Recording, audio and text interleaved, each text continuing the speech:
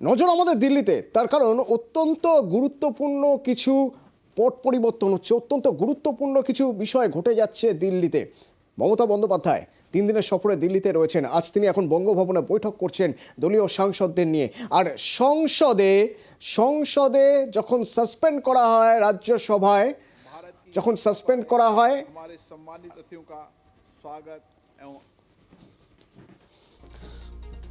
একের পর এক লোকসভায় সাসপেন্ড করা হয় 13 জনকে, রাজ্যসভায় সাসপেন্ড করা হয় ডেরেক ওব্রায়েনকে। সেই সাসপেনশন নিয়ে চিঠি মল্লিকার্জুন খার্গের। আর এরই মাঝে আজকের ছবি যদি আপনাদের একবার দেখাই, তাহলে আজও কিন্তু নতুন করে উত্তাল হয়ে ওঠে সংসদ, যেখানে কেন্দ্রীয় স্বরাষ্ট্রমন্ত্রীর বিবৃতির দাবিতে এখনো অনড় বিরোধীরা। তুমুল হই হট্টগোল হয়।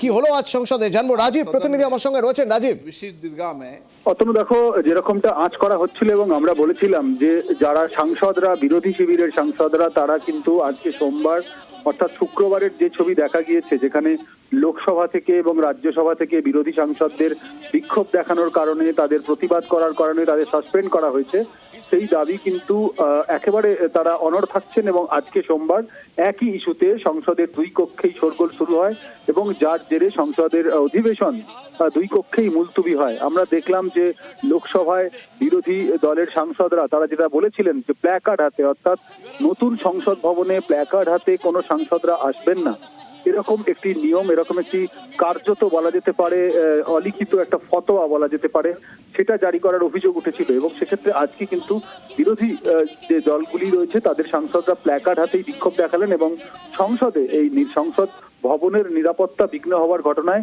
স্বরাষ্ট্রমন্ত্রী এবং প্রধানমন্ত্রীর বিবৃতি তারা দাবি করেন, আর যার জেরেই কিন্তু অধিবেশন মুলতবি হয়ে যায়। অতএব ধন্যবাদ রাজীব। এদিকে এই যে 14 জন সাংসদ যাদের সাসপেন্ড করা হয়েছে, তার মধ্যে রাজ্যসভায় তৃণমূল সাংসদ ডেরেক ওব্রায়েনও রয়েছেন। এবং ডেরেক ওব্রায়েনকে যখন সাসপেন্ড করা হয়, তার প্রতিবাদে আজ চিঠি লেখেন মল্লিকার্জুন খার্গে। কাকে না, রাজ্যসভার চেয়ারম্যান জগদীপ ধনকরকে, যে সাসপেনশন প্রত্যাহার করে নিন। আর্জি জানান মল্লিকার্জুন খার্গে। আপনাদের আগেই বলছিলাম 3 দিনের 3টি গুরুত্বপূর্ণ বৈঠক মমতা বন্দ্যোপাধ্যায়ের। আজ সাংসদদের নিয়ে বঙ্গভবনে বৈঠক হচ্ছে, সেই বৈঠকের খবর জানবো। আগামীকাল INDI এর বৈঠক, যে বৈঠকে মমতা বন্দ্যোপাধ্যায় থাকবেন। আবির প্রতিনিধি আমার সঙ্গে রয়েছেন। আবির, বৈঠকের ঠিক আগের দিন মল্লিকার্জুন খার্গে আর্জি জানালেন রাজ্যসভার চেয়ারম্যান জগদীপ ধনখড়কে যে তৃণমূল সাংসদের সাসপেনশন তুলে নেওয়া হোক।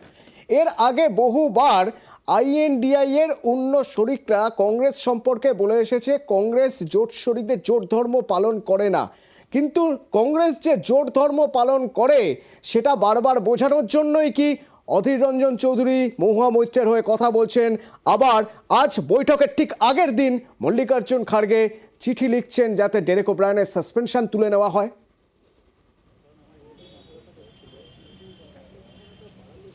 দেখো, 5 রাজ্যের যে ফল ছিল সেই ফলে কংগ্রেসের ভরাডুবি হয়েছে এবং তারা ভেবেছিল যে নির্বাচনে তারা ভালো ফল করে আসন সমঝোতার বা আসন পাওয়ার ক্ষেত্রে, লড়াইয়ের ক্ষেত্রে তারা অন্যদের প্রতি প্রাধান্য দেখাতে পারবে।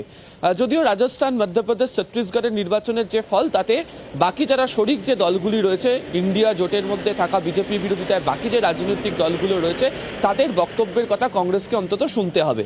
অন্তত তৃণমূল কংগ্রেস প্রথম থেকে যে দাবি রেখেছিল, যে দাবি জানাচ্ছিল, সেখানে তাদের বক্তব্য ছিল একের বিরুদ্ধে এক প্রার্থী এবং যে যেখানে শক্তিশালী সেই অংশ থাকতে হবে। যদিও কংগ্রেস প্রথম দিকে সেই নীতিতে কার্যত বিশ্বাস করেনি এবং সে কারণেই মুম্বাই বৈঠকের পর যখন একটা ডেডলাইন তৈরি করে দেওয়ার কথা বলা হয়েছিল, যার মধ্যে আসন নিয়ে আলোচনা হোক, আসন ধরে আলোচনা হোক, সেই বিষয় বা সেই পথে কংগ্রেস হাঁটতে চায়নি।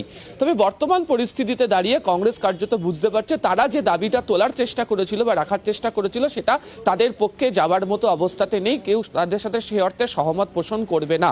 ফলে এই অবস্থাতে দাঁড়িয়ে অবশ্যই যে চিঠি পাঠানো, অন্যদিকে হচ্ছে মহুয়া মৈত্র ইস্যুতে যেমন অধীর চৌধুরী পাশে দাঁড়ালেন, যেদিনকে তাকে যখন এক্সপেল করা হলো, আমরা দেখলাম যে ছবি, যে সোনিয়া গান্ধী, রাহুল গান্ধী তার সঙ্গে হেঁটে বেরিয়ে আসছেন।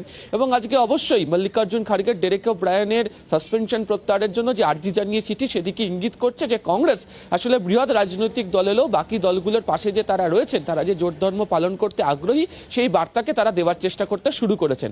তবে অবশ্যই গুরুত্বপূর্ণ, তার কারণ হচ্ছে আগামীকাল ইন্ডিয়ার বৈঠক রয়েছে, তার আগের দিন এই চিঠি পাঠিয়ে বাকিদের ক্ষেত্রে ক্ষেত্রে নিজেদের অবস্থানটাকে পরিষ্কার করার চেষ্টা করা। অন্তত মধ্যপ্রদেশের ক্ষেত্রে যেমন অখিলেশ যাদবের তরফ থেকে আপত্তির কথা বলা হয়েছিল, তার কারণ তারা আসন চেয়েছিলেন, কংগ্রেস শিবির সেক্ষেত্রে রাজি হয়নি। বিভিন্ন ক্ষেত্রে বা কখনো ক্ষেত্রে দক্ষিণের একাধিক দল তারাও এই বিষয় নিয়ে আপত্তিগুলো তুলতে শুরু করেছিল। যেহেতু সংসদের এই হামলার ঘটনার পর বিজেপি বিরোধিতার ক্ষেত্রে এই নিরাপত্তা ইস্যুকে হাতিয়ার করে বাকি বিরোধী রাজনৈতিক দলগুলো সুর চড়াতে শুরু করেছে, সেখানে পাশে থাকার বার্তা বাকি বিরোধীদেরকে দেওয়া কংগ্রেসের একটা উদ্দেশ্য বলে মনে করা হচ্ছে এবং সেই কারণে এই চিঠি গুরুত্বপূর্ণ।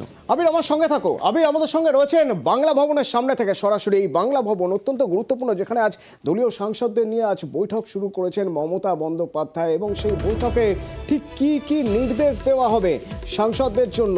এক তো সংসদের ভিতরে এবং সংসদের বাইরে নিজ নিজ এলাকায় বা নিজ নিজ ক্ষেত্রে কিভাবে কাজ করতে হবে, তার জন্য কি বার্তা দেবেন, কি নির্দেশ দেবেন, জানার চেষ্টা করি ভিতর থেকে কি খবর পাচ্ছি। আবির আমরা ভিতর থেকে কি খবর পাচ্ছি? দেখো বৈঠক শুরু হবে 2:30টার সময়। এখনো পর্যন্ত মমতা বন্দ্যোপাধ্যায়, অভিষেক বন্দ্যোপাধ্যায় এসে পৌঁছননি, তবে সাংসদরা একে একে আসতে শুরু করেছেন হচ্ছে বাংলা ভবনের মধ্যে।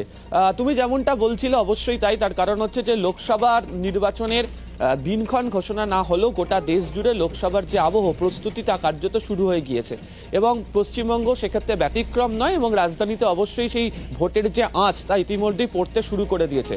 ফলে এই যে সংসদদের নিয়ে যে বৈঠক, সেক্ষেত্রে শীতকালীন অধিবেশনের যে কটা দিন বাকি রয়েছে এবং এরপর ফেব্রুয়ারিতে ভোট অন অ্যাকাউন্টের যে সময়, যে কটা দিন সময় পাওয়া যাবে সেই সুযোগকে কাজে লাগানোর চেষ্টা তৃণমূল কংগ্রেস করবে সংসদের মধ্যে।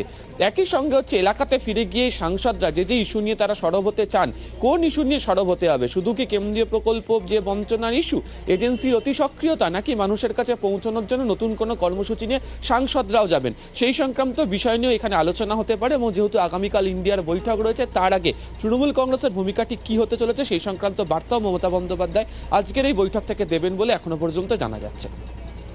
ধন্যবাদ।